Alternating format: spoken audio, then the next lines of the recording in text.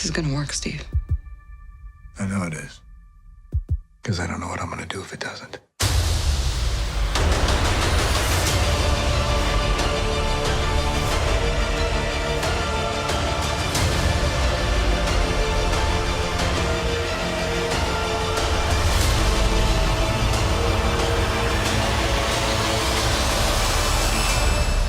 Hi, is anyone home? This is Scott Lang. We met a few years ago at the airport in Germany. Got really big. Is this an old message? Ant-Man, I know you know that. It's the front door. That's me. Can you buzz me in? All right, controls online. The collection unit activates when you decouple it. It should automatically start absorbing quantum healing particles. Also, make sure you stay out of the tardigrade fields. They're cute, but they'll eat you. And don't get sucked into a time vortex. We won't be able to save you. Okay. Going subatomic in 5, 4, 3, 2, 1.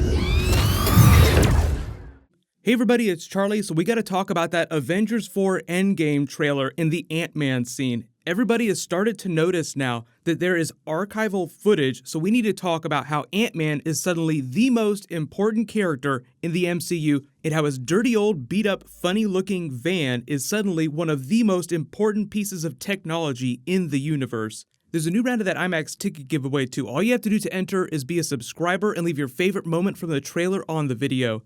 Charting the timeline in this clip, you have Captain America and the other surviving Avengers sitting in the Avengers facility talking about what they've lost, trying to figure out what to do next. So he shaved his beard, so a little bit of time has gone by, but not that much time because Black Widow's hair is still blonde and very short. So using their relative beard level and hair level, it seems like they didn't spend too much time in Wakanda after the snapping. They went back to the new Avengers facility. They're regrouping and looking through archival footage. Like you have this scene of Bruce Banner looking at all the people they've lost. I know there are a lot of people wondering about Shuri here, if it's one of the false trailer moments, like they're doing a bit of a fake out to mislead you, because a while ago, the Russos did say that Shuri was one of the people that survived the snap. So because we know that they told a bold-faced lie a little while ago, also talking about the Endgame title. Oh, that's totally not the title, which of course it actually is now. I've seen some conspiracy theories about that too. Maybe the title is a fake out. Unless I see some more compelling evidence, I do think that Endgame is the real title. But yes, there are probably a couple false moments in this trailer. Shuri is probably one of them. But as they're looking through all this footage, somehow this clip gets cued from the front gate. Maybe the system recognizes Scott Lang as one of the Avengers. You don't really know how Tony Stark's database works, because even though he might be stuck in outer space, all of his technology is still operating like it normally should. There's not a whole lot else in this frame that tells you when this is happening, when Ant-Man pulls up, because you see the 1983 date. It just says Strat 1983 Archive in the upper left-hand corner. But you look at the front gate and it looks kind of overgrown, like it's unkempt. People haven't been visiting it that often. There's a big sign on the front of the gate, and we actually do have a couple shots of the Avengers base in the trailer, and we saw them drive through the front gate during Spider-Man Homecoming, and it looks way nicer. So this obviously seems like it's happening during a different time period,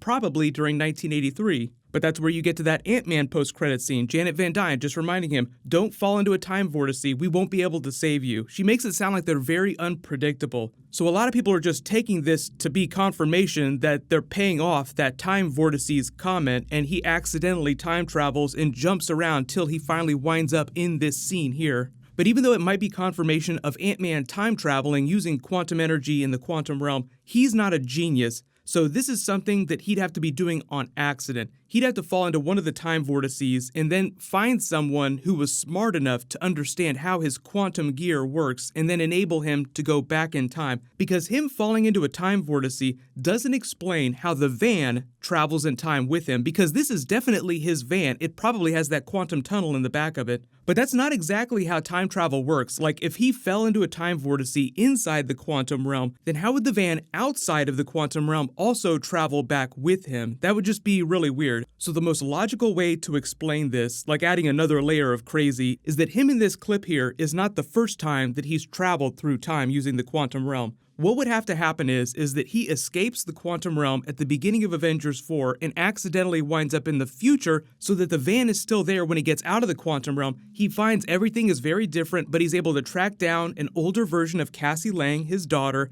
and other Avengers science bros who are smart enough to help him figure out what's going on, catch him up to speed on what Thanos did, and help reconfigure his technology because it's further in the future, so maybe they'll have more advanced science that's more capable of fine-tuning the quantum energy gear. So he goes back in time to try and warn the Avengers, but because it's still imprecise, he accidentally overshoots the mark and winds up back in 1983. So that would mean that he'd also have to time travel again to get back to present day, probably with the help of other Avengers along the way. There were rumors that John Slattery's Howard Stark was spotted on the set of Avengers 4. In 1983, Howard Stark was still very much alive, so he could go seek him out thinking that he was trying to find somebody related to Iron Man. You're smart, you can help me figure this stuff out. Early theory, maybe that has something to do with it, because he's just not smart enough to figure this stuff out all by himself. He's not a scientist, he's a thief. But if you were wondering, there are smart people in the MCU that are alive in 1983, so there are people that could help him, like Nick Fury would still be alive. What does that mean for the actual plot of Avengers 4, though? Like I said, Ant-Man's van, if it can travel through time with him, is suddenly the most important piece of technology in the entire universe. Because the only other way to do that is to use the Time Stone, and Thanos still has the charred Infinity Gauntlet in what seems like a couple years after the events of the snap. So like he's on his farm, the gauntlet is still broken, but he's still got it here. I know he's walking through the field with it on. He probably takes it off at some point. But there have been a lot of rumors about footage that they're cutting and how, like, Thanos will realize what they're doing if they're traveling through time, messing with things. If he starts seeing gems disappear at random from the gauntlet, like if he were standing in his field here on Titan 2, just enjoying life, happy with himself, and all of a sudden he noticed one of the Infinity Gems just winked out of existence, he would probably instantly realize what the Avengers are doing. They're using time travel to try and alter what I did.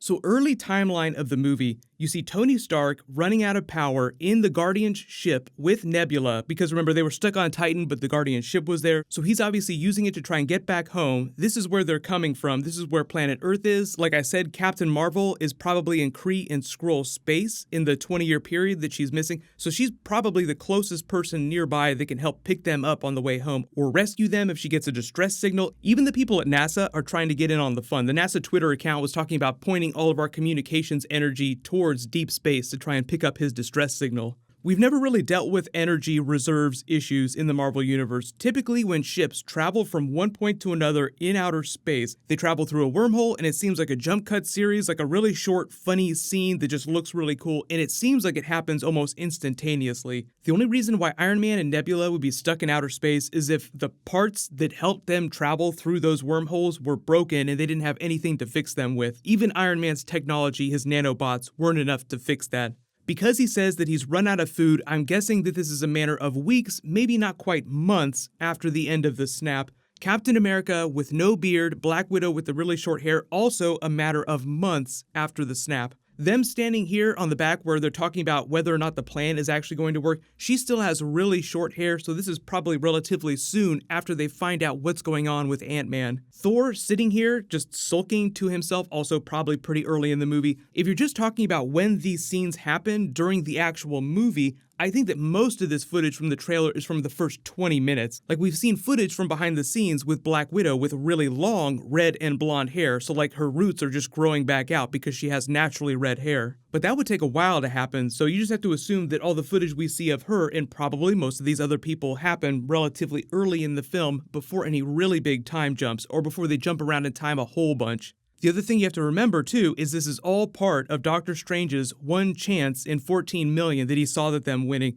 And the Russos did address that. People asked him straight up, how come Doctor Strange didn't mention anything about what they should do or what might happen? But the real reason is probably because telling someone how to do things and what their future is going to be usually winds up leading to some different outcome that Doctor Strange would not want. So everybody post your time travel theories in the comments below. What do you think the timeline is for Ant-Man during the movie? What'll happen is there'll be more Marvel stuff happening next week. They still have to drop that Spider-Man Far From Home trailer, and there's going to be more trailers from other people coming before the end of the year. Leave your requests in the comments below. Congratulations, Oscar Does Stuff. You're the giveaway winner for my last big Marvel video. Please email me on the About page of my channel so I can get your contact details. Click here to rewatch the Avengers Endgame trailer a billion more times, and click here for my breakdown of the Spider-Man Far From Home trailer and that big Comic-Con panel that they just did. Thank you so much for watching. Everybody stay awesome. See you guys tonight.